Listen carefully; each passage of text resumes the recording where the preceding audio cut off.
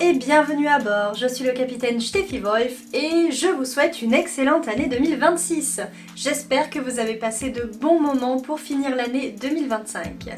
Aujourd'hui, c'est un nouvel update lecture que je vous propose pour cette première vidéo de l'année.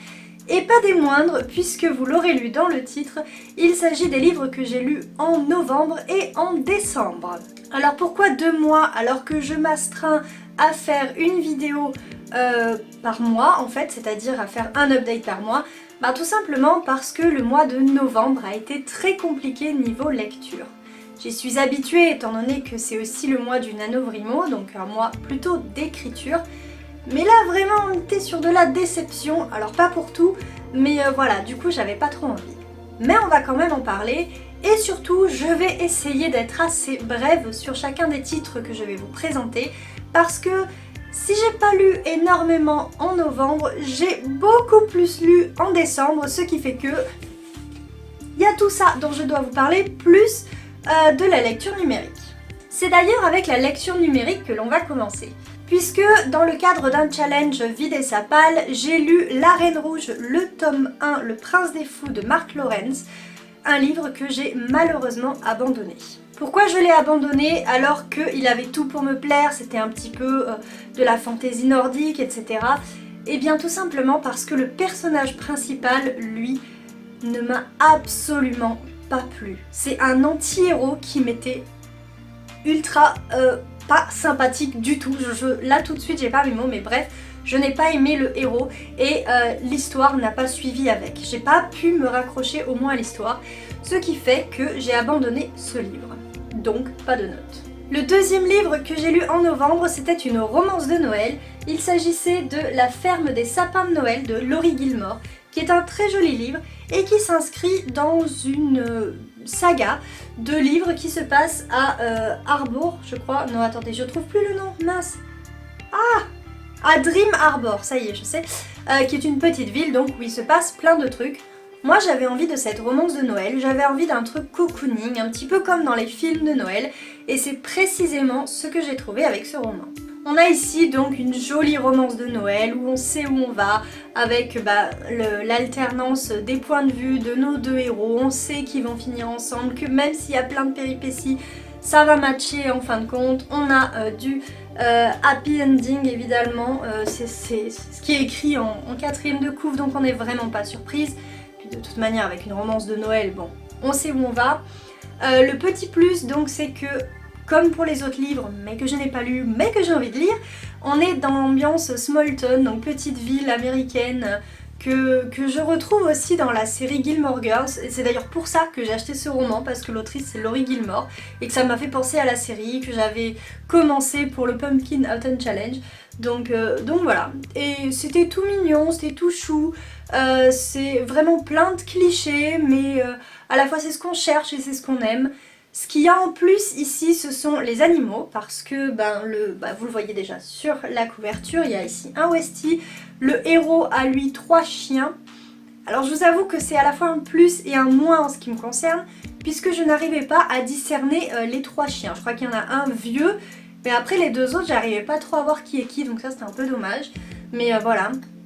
Le petit plus aussi, c'est que contrairement aux films de Noël qui sont tellement cucul à praline, j'ai envie de dire qu'il y en a pour tout le monde et que surtout en fait ils sont ultra censurés, côté intime de la relation je veux dire, et bien ici on a quand même un petit peu de spicy, ce qui rend la chose plus crédible en fait, parce que dans une histoire d'amour, bah ouais, il y a ça aussi a priori, hein.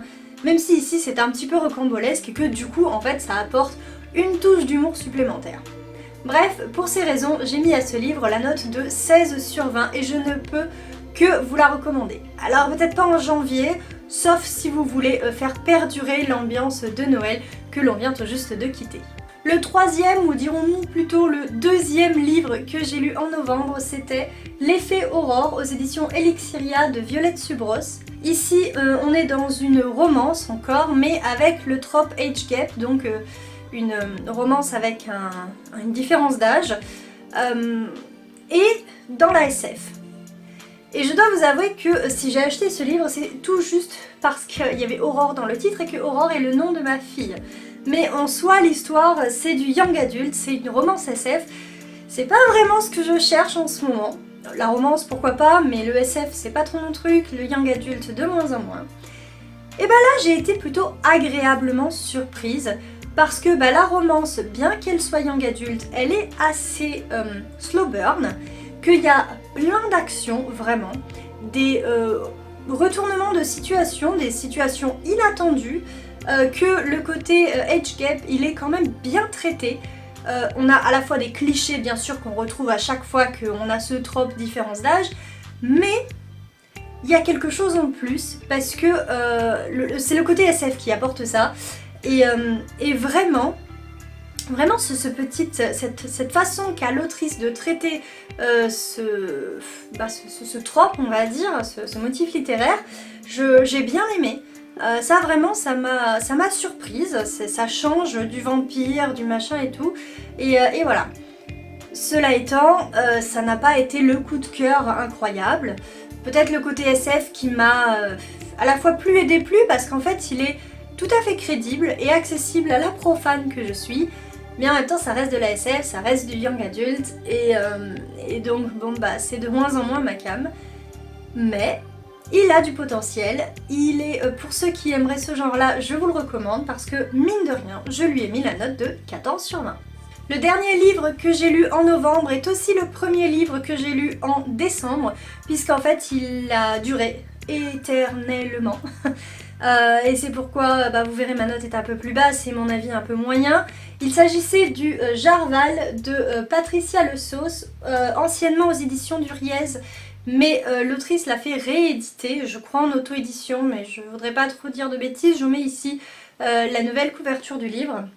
Donc pour ce qui est de l'histoire, on se trouve dans le Moyen-Âge et on a Basile qui est le fils d'un exécuteur. Et les exécuteurs sont pas très bien vus, c'est les bourreaux du village. On ne les apprécie que quand on les voit accomplir leur mission, c'est-à-dire tuer quelqu'un, hein, mais pour la justice bien sûr. Et un jour son père ne fait pas très bien son boulot et ils sont poursuivis et Basile doit s'enfuir, etc. L'histoire est pas mal, en plus elle se passe en Provence, donc ça c'est pour moi génial vu que je suis très chauvine.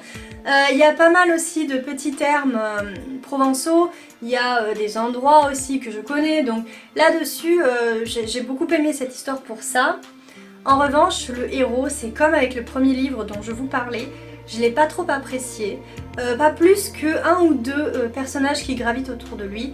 Il y en a guère qu'un troisième qui est un tout jeune, genre 10-12 ans, qui lui apportait énormément de fraîcheur et une franchise incroyable, due à son jeune âge en fait. Et donc ça m'a fait aimer l'histoire, de même que finalement l'intrigue elle-même. Voilà, c'est l'intrigue et ce personnage d'Amaury, pour le citer, qui m'ont fait continuer ce livre et ne pas l'abandonner, parce que vraiment j'étais à ça de l'abandonner. Pour l'histoire, on est dans une histoire de sorcellerie, d'inquisition, il y a du mystère, il y a de l'action, enfin il y a plein de bonnes choses dedans, mais moi j'ai pas réussi à accrocher au personnage, je vous dis, et voilà, s'il n'y avait eu cette intrigue qui est quand même vraiment prenante, la présence, enfin le fait que l'action se passe en Provence, et puis bien sûr la présence de ce jeune garçon, je pense que j'aurais abandonné ce livre.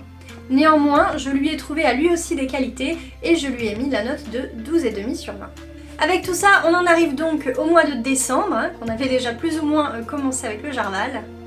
Et le premier livre dont je vais vous parler, c'est un livre que j'ai lu du 1er au 24 décembre. Il s'agissait d'un calendrier de l'Avent, ici, sous la forme d'un escape game.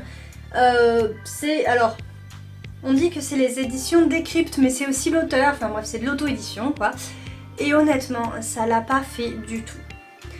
L'histoire est plutôt sympa, vous êtes à la recherche du Père Noël qui a disparu, il faut absolument le retrouver pour qu'il puisse faire sa distribution de cadeaux. En soi, une histoire banale, basique, pour un calendrier de l'Avent, mais ma foi, c'est clairement ce que je recherchais en fait, donc tout va bien. Le côté escape game, les énigmes et tout, à la fois certaines l'ont fait, c'est-à-dire qu'il y avait de bonnes énigmes, des choses intéressantes, où il fallait chercher, ou parfois il fallait rechercher dans le livre et tout, mais c'était pas la majorité. Et puis parfois c'était juste des jeux style puissance 4, etc. Il y a même eu une énigme que je n'ai pas pu résoudre. On vous dit qu'il y a des aides, mais il y a au moins 4 jours où il n'y a aucune aide, où les jours n'existent pas, donc vous ne pouvez pas résoudre les énigmes si, comme moi, vous n'êtes pas habitué aux escape games et que, comme moi, du coup, vous n'êtes pas très bon dans ce domaine. Donc voilà, c'est... parfois je suis allée direct chercher la solution et sans comprendre comment on pouvait y arriver. Certaines fois, j'ai trouvé moi-même la solution et là j'étais contente, évidemment, fière de moi. Hein. Le meilleur personnage de ce roman, c'est l'antagoniste. J'ai nommé Krampus, donc là, lui, il est bien construit, c'est celui qu'on rencontre le plus souvent.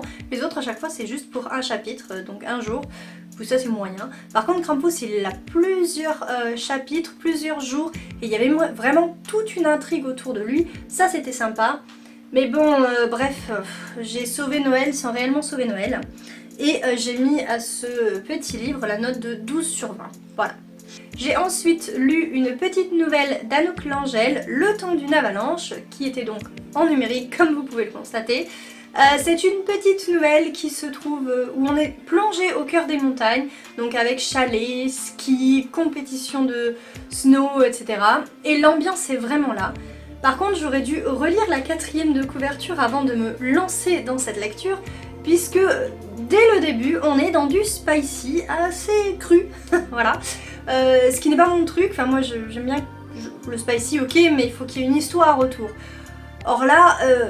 on y va direct et ça m'a un peu remué on va dire, mais pourquoi pas. Et puis surtout en fait c'était expliqué finalement dans la 4e de couve, c'est moi qui suis allée comme ça direct. Voilà, et puis surtout en fait l'histoire des deux personnages, leur rencontre, etc. Finalement ça matche très bien dans l'idée de c'est les vacances, on se voit pas longtemps, etc. Donc finalement ça passe, et ça passe tellement bien que j'ai mis à ce livre la note de 16/20. Donc vous voyez, j'ai été très rebutée aux premières pages, mais finalement ça passait parfaitement. Ensuite, dans le cadre à la fois du boulot et de mon challenge perso de vouloir lire plus souvent en allemand, mais aussi afin de pouvoir découvrir enfin le journal d'Anne Frank, j'ai lu Ich heiße Anne, donc je m'appelle Anne, qui est donc une version simplifiée du journal d'Anne Frank, donc dans une langue beaucoup plus simple, où voilà, c'est écrit comme ça, c'est très aéré, il y a des images, il y a du vocabulaire à la fin, même si le vocabulaire est expliqué en allemand, et même si en réalité c'est surtout du vocabulaire historique pour qu'on puisse comprendre ce qui se passe, quand ça se passe, etc. J'ai bien aimé ce livre, je vais clairement le faire avec mes élèves. Il est facile à lire, au sens de la langue est facile, mais il est très dur à lire parce que si vous connaissez le journal d'Anne Frank, ne serait-ce que de nom comme moi, et le lire c'est juste pire en fait. Et je sais même pas ce que ça donnera quand je lirai vraiment le journal d'Anne Frank. Là ça m'a vraiment secoué, ça m'a remué, je l'ai lu d'une traite parce que encore une fois il est tout petit et puis c'est facile à lire. Mais voilà, je ne lui ai pas mis de notes, mais j'ai hâte de le travailler avec mes élèves et de voir leur ressenti et ce qu'ils en pensent. Le livre que j'ai lu ensuite, c'était une véritable surprise. Je l'ai acheté parce que dans ma grandeur d'âme, j'ai voulu aider une maison d'édition sur le déclin, voire en phase de fermeture, et puis parce que j'apprécie l'autrice, sauf que le conte qu'elle revisitait, il me plaît, c'est pas mon préféré. Il s'agissait du Reflet brisé de Nina Gorlier aux éditions Magic Mirror. Le conte qui est repris ici, c'est celui de Blanche-Neige et on suit la méchante reine. Alors déjà, le fait de suivre le méchant, c'est pas forcément ce qui me plaît. Le fait que ce soit Blanche-Neige, moyen. C'est pourquoi j'ai eu un début difficile. Les 100 premières pages ont été un peu compliquées pour moi. Je trouvais presque qu'il y avait des facilités, que tout était facile justement, que la méchante reine n'était pas si méchante que ça, elle était juste moche en fait, enfin moche. Et vous voyez, elle est défigurée ici, et voilà, tout était, enfin je sais pas, tout était un peu trop lisse malgré tout. Et en fait, au bout d'une centaine de pages donc, parce qu'il est assez conséquent, il fait je crois 500 pages, hein. Non, en fait il en fait 400, un peu plus de 400. Mais il est conséquent, et ce qui fait qu'au bout d'un quart du roman, du coup, il y a un espèce de twist qui fait m'asseoir en fait, parce que c'était juste génial. À partir de là, j'ai dégommé ce bouquin. Finalement, j'ai trouvé que suivre la méchante, qui se révèle être réellement méchante, et ben c'était pas si mal que ça. Et qu'en plus, on ne suivait pas que la méchante, même si c'est clairement le protagoniste principal, on suit aussi Weiss, qui est donc Blanche-Neige, mais en homme en réalité, puisque Weiss veut dire blanc en allemand. Il y a tout, l'autrice a repris tous les motifs du conte. Vous avez tout, vous avez le miroir, et alors waouh, quel miroir, c'est vraiment... lisez-le. Il y a les pommes aussi, les pommes avec lesquelles Weiss joue tout le temps, et bien sûr il va se faire avoir par une pomme, mais c'est évident, mais elles y sont depuis le début en fait. Il y a plein de trucs, il y a les nains, même s'ils sont pas tels que Prof Simplet et compagnie, il y a tout, et en même temps c'est complètement différent du Disney, mais aussi complètement différent du conte de base en fait. Il y a la blancheur de la neige, il y a le sang, il y a l'ébène des cheveux, il y a tout, c'est vraiment génial. Ce qui fait que j'ai mis à ce roman la note de 19 sur 20, que je trouve que c'est un excellent roman. Et que si j'avais accroché dès les premières pages, c'est-à-dire s'il n'y avait pas eu ce flottement pendant les 100 premières pages, ça aurait été un réel coup de cœur. Parce que franchement, l'autrice, je vous dis, elle m'a mis sur les fesses, hein, clairement. Au début, je pensais qu'il y avait des facilités, et en fait c'était tellement plus et tellement mieux que je ne peux que vous le recommander si vous le trouvez encore, et franchement, foncez. La lecture suivante était un tout petit livre jeunesse, donc Valentin et la révolte des gnomes de Laurie Lorenzo, Laurie Lorenzi, je suis désolée si tu passes par là, dans sa collection 7 mots, donc c'est de l'auto-édité. Et en fait, elle demande à des enfants, je crois, de leur donner 7 mots pour qu'elles puissent écrire une histoire. Ici, les mots étaient miroir, sandwich, lutin, neige, chaussette, barbe et labyrinthe. Et donc tous ces mots, on les retrouve dans l'histoire. Et l'histoire, elle est franchement sympathique. D'une histoire, encore une fois, où on doit sauver Noël. Mais, comment dire, c'est très très bien. Alors c'est pour de la jeunesse, ça fait une centaine de pages, voilà. On suit Valentin, on suit une copine à lui, je sais plus comment elle s'appelle, mais alors lui autant il est débrouillard, etc. Elle est plutôt l'intello de la classe quoi. Et malgré tout, tous les deux vont se retrouver à vivre des aventures très rocambolesques, donc où ils vont partir en Laponie pour sauver Noël. À cause des gnomes qui ont pris le pouvoir dans l'atelier du Père Noël. Donc vraiment c'est une histoire assez enfantine de ce côté-là. Mais malgré tout, on a vraiment un regard sur la vie réelle. Alors en dehors du fait que bien sûr ça paraît impossible, improbable que des enfants partent comme ça en Laponie tout seuls, hein, alors qu'ils sont à peine préadolescents, voilà. Mais en même temps, on a donc la vie de Valentin chez sa maman, qui est une maman solo, qui a du mal à joindre les deux bouts. Et on la voit vraiment cette vie. Tout comme le reste autour. En fait, je vais pas tout vous spoiler parce que c'est un petit livre, mais voilà. Si vous aimez la jeunesse, je vous recommande chaudement cette histoire de Noël. Alors, encore une fois, comme avec la romance de Noël, si vous voulez prolonger l'aspect fête de Noël, lisez-le tout de suite. Sinon, je vous le recommande bien évidemment plutôt pour la période des fêtes. Et bref, j'ai mis à ce petit livre la note de 17 sur 20 parce que je l'ai trouvé très bien écrit. Il est adapté aux enfants, mais vous pouvez le lire aussi avec votre enfant. Il y a des mots de vocabulaire qui sont certes adaptés à des enfants, donc c'est ça, de 8 à 10 ans je crois qu'il peut se lire, mais en même temps pas que, hein. Donc vraiment je trouve que l'autrice elle prend pas les enfants pour des teubés, j'ai envie de dire, mais vraiment pour des personnes qui sont des apprenants, qui ont envie d'apprendre mais en même temps de retrouver la magie de Noël, et c'est tout ce qu'on trouve là-dedans, et franchement c'est plutôt bien vu. L'avant-dernier livre que j'ai lu au mois de décembre, c'est un livre qui était paru un mois plus tôt, en novembre, exactement le 5 novembre 2025. Il s'agissait d'un Chant avec le Duc des Mers d'Elise Kova aux éditions Big Bang. Donc encore une fois, je me suis pris la magnifique édition. C'est mon péché mignon, cette saga. Et où on est, en fait, la saga elle s'appelle Married to Magic. Voilà, excusez mon anglais. Mais voilà, donc à chaque fois vous avez une humaine qui se marie avec un être magique, une créature magique, un elfe, un failli, un vampire, et ici donc un homme sirène. Sauf qu'en fait non, celui-ci, elle ne se marie pas à un homme sirène, elle est le sacrifice. Et donc ça change tout, parce qu'on est toujours dans une histoire d'amour entre une humaine et donc cet homme sirène, ce triton. On est toujours dans du young adulte, hein, je vous disais c'est plus trop ma cam, mais ça c'est... Ah, je sais pas, voilà. Et sauf que là donc elle est le sacrifice, ils doivent la sacrifier à un dieu, les sirènes doivent la sacrifier à un dieu. On a aussi une héroïne qui est un peu plus adulte, elle a 27 ans je crois, donc elle n'est pas si jeune que ça, ou 25, enfin bref voilà.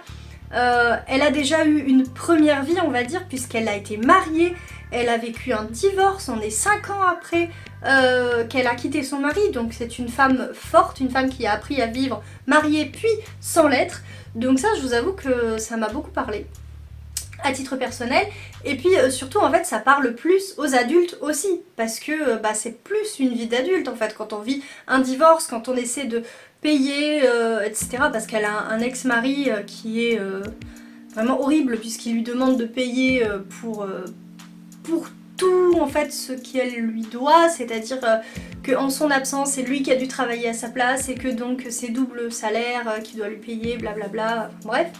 Je sais pas si c'est très clair, mais bref, elle lui doit des sous alors qu'en réalité c'est elle qui faisait tout à la base. Bref, passons. Donc voilà, de ce côté-là, ça m'a beaucoup plu, je vous dis, l'histoire de seconde chance, parce que la sirène, enfin l'homme sirène, ce triton, ce sera son deuxième amour, parce que son mari, elle l'aimait, vraiment, hein. Bon, jusqu'à ce que ça matche plus, mais à la base, elle l'aimait. Ensuite, il y a ce duc des mers, donc cet homme sirène, et j'ai vraiment beaucoup aimé cet aspect-là. J'ai vu que justement sur Livre Addict, pour ne pas le citer, les gens n'avaient pas aimé cet aspect-là. Moi c'est justement ce qui m'a plu, donc comme quoi vous voyez, ce qui plaît à des gens peut ne pas plaire et inversement. Ce que j'ai bien aimé aussi, c'est tout comme on avait eu la relation avec le vampire, où on avait ce vampire à la fois froid et sensuel, là les sirènes sont aussi des êtres très très sensuels. Alors sans vouloir faire de mauvais jeux de mots, rien que le fait qu'elles aient une queue, voilà, hein. Que ce soit les femmes comme les hommes, mais voilà, elles sont tout le temps dénudées, je veux dire les femmes elles ont à peine, vous voyez Ariel, bon pareil, on est vraiment dans une relation au corps qui est complètement différente. Elle d'ailleurs quand elle est sous les mers, ses habits disparaissent si jamais elle se déshabille, donc elle a pas du tout envie de se déshabiller parce qu'elle a pas envie de se balader toute nue comme toutes les autres sirènes quoi. La relation au corps est très différente. Et puis il y a aussi la relation au chant. C'est pas pour rien que ça s'appelle un chant avec le duc des mers, c'est pas pour rien bien sûr que on dit des sirènes qu'elles ont un chant mortel. Ici c'est plutôt un chant d'amour et vraiment le chant a une place incroyable dans ce roman. Ça vous donne presque envie de chanter, hein, franchement. C'est une ode au chant et à l'amour et au chant d'amour, voilà. Donc en fait moi c'est comme ça que j'ai vu. Donc évidemment il y a des petites choses qui sont un peu moins bien, il est très très long. Franchement, il est vraiment très long. Mais il y a des bons rebondissements sur la fin. On sait où on va, hein, évidemment, puisque c'est une histoire d'amour.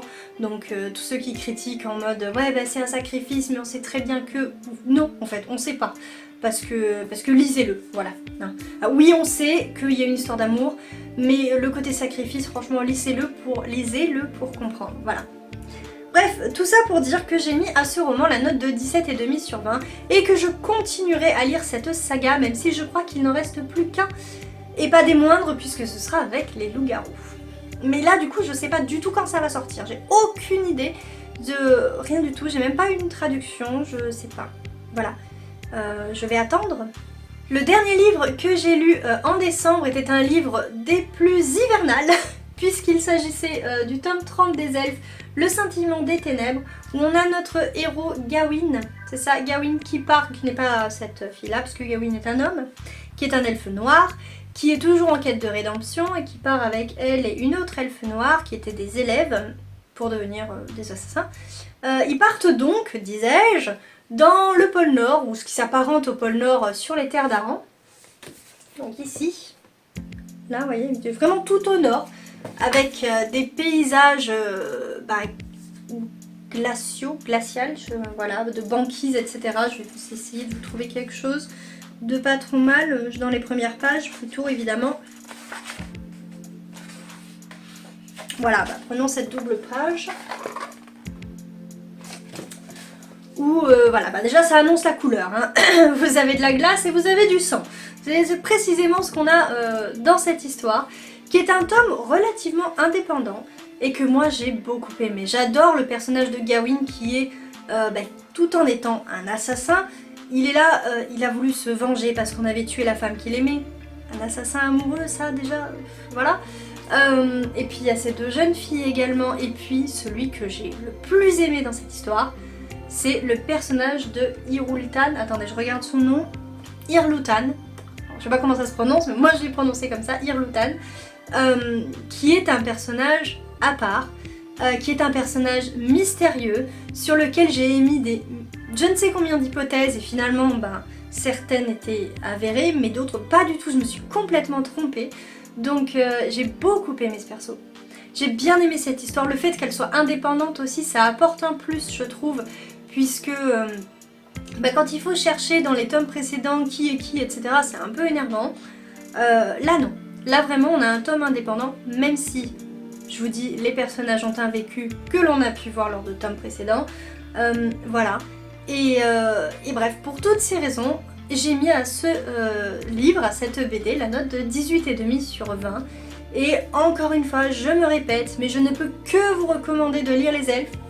Moi j'ai ici le tome 33 qui m'attend. Il me faut donc me procurer les 31 et 32 avant de pouvoir foncer dans ce 33. Voilà. C'est tout pour cette vidéo qui était un update assez conséquent. J'espère que vous ne l'avez pas trouvé trop long.